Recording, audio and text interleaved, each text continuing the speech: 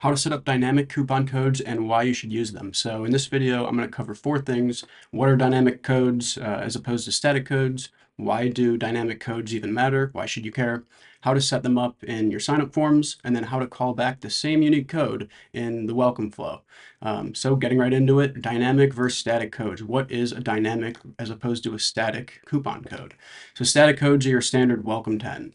They do not require a sign up to be used. They can be found on coupon sites like Honey, and they can be reused if someone remembers it or if they send it to someone. They don't actually need to subscribe in order to use it.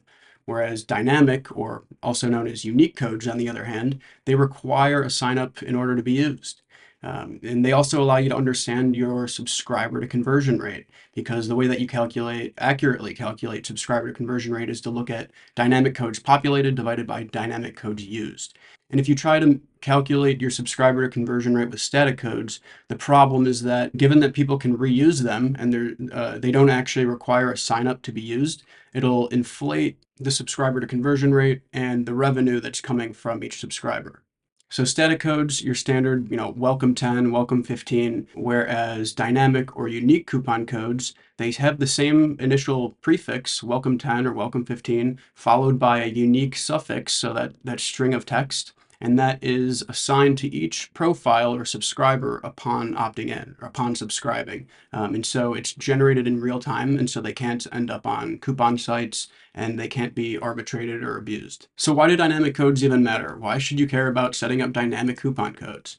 Reduce coupon arbitrage, reduce the amount of people who are reusing them if they just remember them or if they find them on coupon sites, prevent them from actually showing up on those coupon sites, and to be able to accurately track the rate at which your subscribers purchase. Klaviyo doesn't make it easy to just pull that metric within their platform, and so it's good to be able to accurately calculate the rate at which subscribers purchase by, again, looking at unique codes populated divided by codes used. How to set up dynamic codes in your sign-up forms. So right here I have a step-by-step breakdown, and I'll just run through it. So in Klaviyo, navigate to the Coupons tab and select Create Shopify Coupon. Coupons, and then you'd click Create Shopify Coupon. And if you're using different coupon codes for different pop-ups, for example, if you're using a different form on the home page and a different form on the product page, or when someone adds something to cart or what have you, you want to be able to isolate the individual form performance. You want to be able to see the rate at which subscribers purchase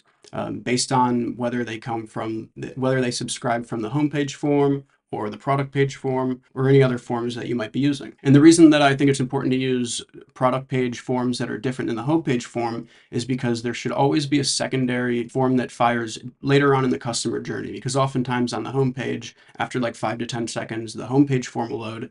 And if someone closes out of that form, because oftentimes it's just too early for a new visitor to know that there's a need yet, and if they close out and they eventually make it to a product page and they remember that they could have saved 15% off, then they'll go look at Honey, they'll open up a new incognito window, but don't make people leave the site or jump through hoops. Just make it easy for someone to have a second chance at the offer. And so, for example, if you're using a homepage form with the standard like welcome 15, like I said earlier, there's that suffix or the string of text that's unique to each profile or each subscriber upon subscribing. You'd want to make sure that the product page code has a different prefix so that you can accurately understand the performance of each form. So welcome 15 versus well 15, or basically anything that's slightly different than the one on the homepage. And that way you can easily differentiate between them and, like I said, individually assess performance based on the location of each form. Number 2, configure the discount settings. This is pretty straightforward. The percentage that you're offering, if there's any collections that should be excluded from discounts, any expiration dates, that kind of thing. Number 3, navigate to the sign up forms tab and select the form or create a new one to add the unique code to. So sign up forms, you'd either click into your current form that you're looking to change or create a new one. Number 4, within the form builder, click on the coupon code box and select unique coupon and paste the unique code prefix that you just created. So in the form builder, unique coupon, paste the prefix, and then once someone subscribes, instead of preview here, they'd get that unique string of text. And so they'd have a unique code that is only going to be sent to that profile, and it can't be reused or found on coupon sites or arbitrated. And number 5, publish the form. And finally, how to call back the same unique or dynamic code in the welcome series flow that someone received upon subscribing. So what this actually means is that you should ensure that the same dynamic code that someone receives upon subscribing is the same exact code that they receive in the welcome flow emails.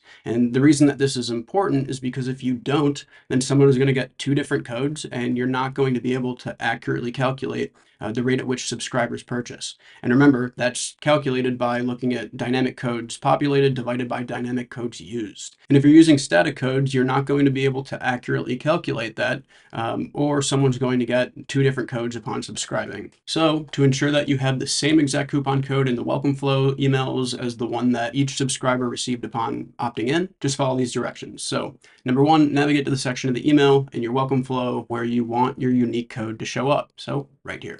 Copy the following line of text, everything that's in red right here. So this right here, copy this, paste it right into your email, and then whatever prefix for the code that you created, you just paste that in between the parentheses here. So right in between here. Number three, copy the prefix of the unique code that you created earlier. So for example, welcome 15, copy that and then paste it right in between the parentheses. Paste it there, and then it'll call back the same code that each profile received upon subscribing, and it'll be the same exact one in each email that they get. And just make sure that you do this for each email in the welcome flow. And so this will call back the same unique code assigned to each subscriber that they received when they subscribed. And what's important to note here is that if you're using separate codes for each pop-up location, so for example, a code that has a prefix of welcome 15 on the homepage and well 15 or something slightly different on the product page. And again, the reason that you'd want to do this is to assess or analyze the individual form performance. Then you need to use conditional splits in your welcome flow to make sure that people who subscribe through their respective form go down their own path within the flow. In simple terms, doing this ensures that people who subscribe through, say, the homepage form don't receive a code that you'd get from subscribing through the product page form, because then they'd get two codes and they could abuse that, and then you don't have an accurate representation of subscriber to conversion rate. So within the welcome flow, add a conditional split under the trigger. So you click into the welcome flow, and then you'd add a conditional split here, and click into the conditional split, select properties about someone, where the property we're looking for is consent form ID. And so you click into the conditional split, you go to properties about someone, consent form ID, and then you'd grab the IDs for each form. So in this example, there were two pop-up locations. There's a homepage pop-up and then a different one for the product page. And then both were separated by homepage and mobile. So we have four total form IDs. And that's why you see here the or condition. This is the form ID for the homepage desktop ID, and this is the homepage mobile ID. Number three, grab the form ID for each pop-up location by clicking into the form and copying the string of text after the forms dash in the URL bar. So you'd go to sign up forms, click there, whatever form that you're looking to grab that ID to paste into the conditional split, you just grab this right here. So this one's for homepage desktop, and this is for homepage mobile. These are the IDs to paste into the consent form ID property within your split. The above example is showing the desktop form ID and the mobile homepage form ID. So we have VQXH something, and that's why you'd see these here, VQXH. So both for the homepage, mobile and desktop. Number four, add the same type of conditional split in the no path, repeating the same step with the respective form IDs. And so the above example here is showing the product page for desktop and mobile, just like we had for the homepage, that's split by desktop and mobile, but this is for the product page. So that's why we have product page desktop and product page mobile form IDs down the no path. And just a side note here, as we can see, the people who go down the no path are the people who subscribed via the product page forms, both mobile and desktop.